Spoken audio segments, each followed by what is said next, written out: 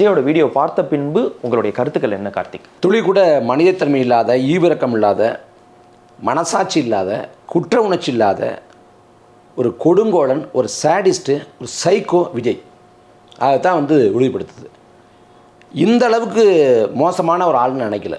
துளி கூட நினச்சி பார்க்கல. இப்படி ஒரு காணொலி வரும் அப்படின்னு நினச்சி பார்க்கல. இந்த 41 பேரோட மரணம் துளி கூட விஜய்க்கு வடிக்கலை.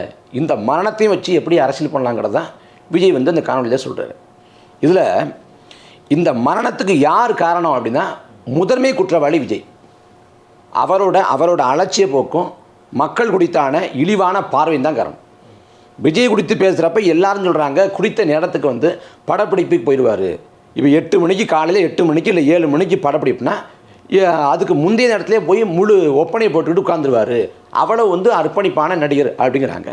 அப்போ படப்பிடிப்புன்னா இப்போ நாமக்கல்லில் காலையில் 8:45 படம் பிடிப்பு, இப்போ கரூரில் மதியம் 12 மணிக்கு படப்பிடிப்புனா கட்டாயம் அந்த நேரத்துக்கு போயிடுவார். முதல் நாள் போய் ஏதாவது நட்சத்திர விடுதலை தங்கிட்டு அங்கே போயிருப்பார்.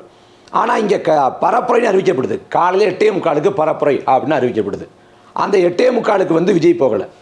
ஏன்னா 8:45 சென்னையில் இருக்கார்.